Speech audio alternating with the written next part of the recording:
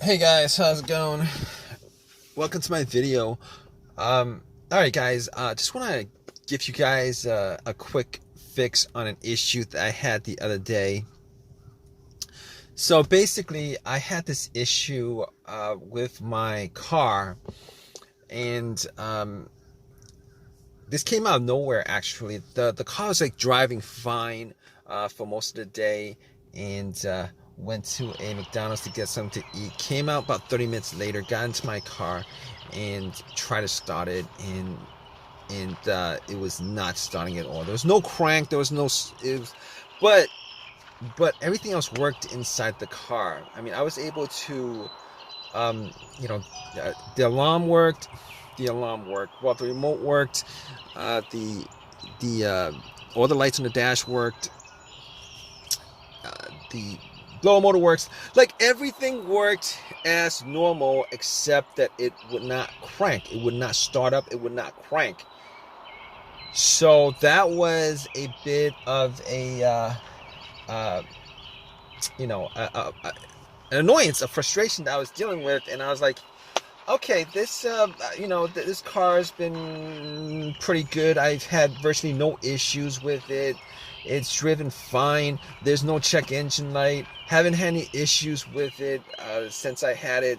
And all of a sudden, this came up where, out of nowhere, out of the blue, it just would not start up.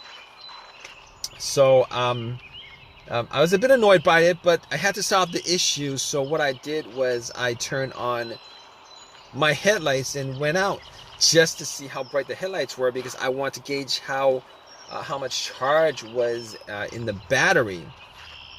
Maybe the battery had maybe I need to change the battery or something. But the headlights were like super super super bright. So at that point I was like, maybe it's not the battery, because I mean, for headlights to be that bright, there should be enough charge in the battery for me to do a slow crank. I should be hearing like some kind of crank, some kind of slow crank, but did not get any of that. So that had me scratching my head. I went back into my car, and pretty much what I did was, um, I was thinking that it could possibly be the brake switch. So what I did was, I have this little. It's called like it's called a brake lock, where it locks the brake, but it's like for security reason. But I used that to push the brakes, and then went out to see whether the brake lights were working, and the brake lights were working just fine. So I knew that it wasn't the brake switch that was the issue, which I kind of thought it was, but it wasn't. So after that, what I did was, I checked the battery, just to make sure, whether, the terminals were good, clean, etc., etc. Now, what I did notice that was that the terminals were a little bit corroded. There was some white bluish stuff on there. So I had my Coke that I got from McDonald's, poured the Coke on the terminals, and had some napkins to clean it up. Now, the terminals were not super super tight. They were tight enough that I don't think that was the issue with it. So it was tight enough. I took the terminals off, poured some Coke on it, cleaned it with napkins, popped it back in, and for sure I thought that would actually fix the issue.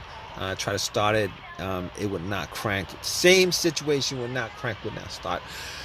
So outside of that, I was like, okay, let's check the ground wire. The main ground wire, if you guys don't know, is the negative cable. Normally, it hooks up to the frame of the car. So I was looking at the ground wire just to see whether there was any kind of just to see whether it was corroded, disconnected, rusted, or anything like that. There was a little bit of rust, but nothing that I thought would affect the electricity going to the battery to the car. So I was able to rule out that. So at that point I was like, let me rule out the battery completely, because wasn't 100% sure whether it was the batteries that was the problem. So I had somebody help me out with a jump. Had the cables on there for a good couple minutes, maybe like a minute, and then try to crank it. Normally, it should crank at least a little, with it hooked up, and it did not crank at all. So because it didn't crank at all, I knew 100% that was in the battery. At that point, I ruled out the battery, the ground wire, and I also ruled out the alternator being the issue. Because normally, if the alternator wasn't charging the battery and the battery is completely dead, the test for the alternator is if you put wires to the terminals, it should jump the alternator and then have and then it should at least crank up. And once you take the cables off, the car would die. So at that point, I could rule out the alternator. I could rule out all those things at that point. So basically, what I did was I got back to my car and I was still hoping that there was a really simple fix to the problem. So basically at that point, I was thinking to myself, okay, I have an OBD2 reader, a $19 OBD2 reader that I got from Walmart. And seeing as how there's no check engine lights on the dash, I thought to myself, I mean, there's a chance that it could possibly be something, but that might bring a code up that's pending, that's not in the system. So what I did was I hooked the OBD2 up and made sure that it actually went through and scanned the whole entire ECU, which it did. It scanned the whole entire ECU. No codes popped up, no pending codes, nothing at all. And at that point, I was ruling, as many things out as I could, and at that point, I ruled that out. Okay, so after that, I was thinking to myself, there's a couple other things it could be. It could possibly be the fuses or the relays. All right, so I got to the box where the fuses and relays are and checked out all the fuses just to make sure that there were no blown fuses or anything like that. And checked out to see whether there was any kind of brownish tint on any of the top of the fuses. There was none. Didn't see anything that was burnt. And then I recalled that there were two situations where I've experienced where the fuses caused my car not to start, and this was cars that I've had previously. One of those situations was the car that I had, there was no power at all to the car, nothing was on, etc., etc. And in that situation, it turned out to be the main fuse that was blown. It was the main fuse that was blown. But once I swapped that out, it actually fixed everything. But that's not this situation here, because I was getting power to everything else except it wouldn't crank. Except it wouldn't crank.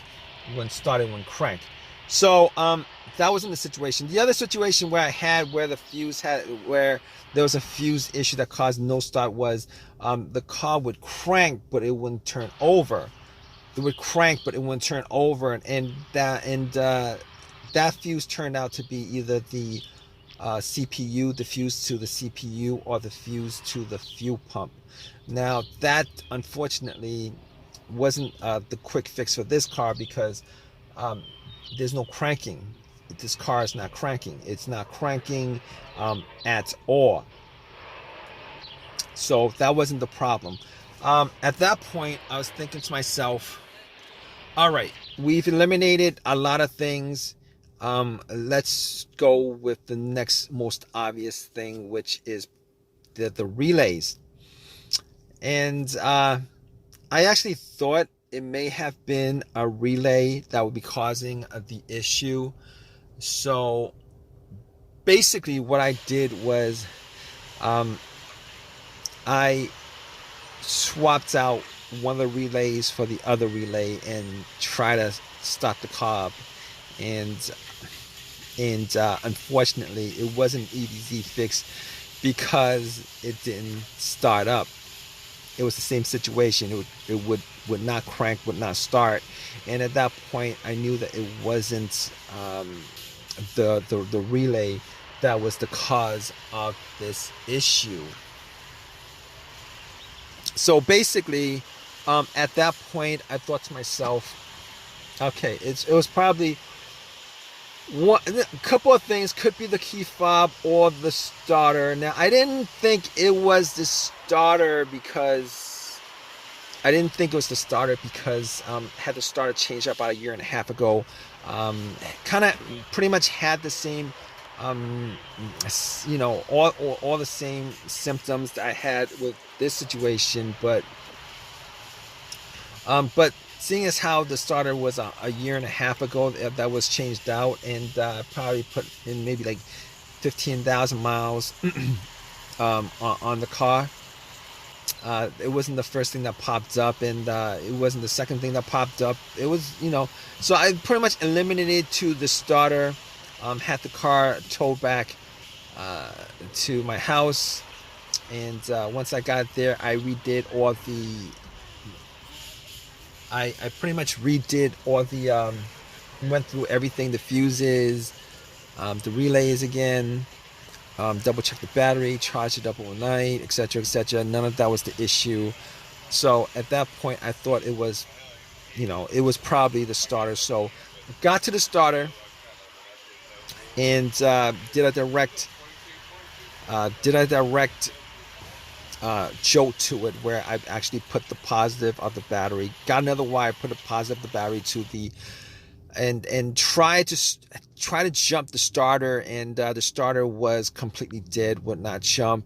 At that point, I knew like 99% was the starter. Took it out, went to AutoZone, had them tested it, and it was definitely the starter that was the problem. And because the starter was warranted had a lifetime warranty on it, got another free starter, popped it in, and it worked. And it's been working ever since. So if you guys are stuck in this situation where you guys are looking for a fix for it, there's a good chance that probably one of the things that I went through in this video could possibly fix your situation. Hopefully it's not the starter where you're stranded until you get the starter changed up. Anyway, if this has helped you guys out anyway, please leave give me a positive feedback. Please subscribe. Please comment if you guys have any comment on this video. All right, guys, take care.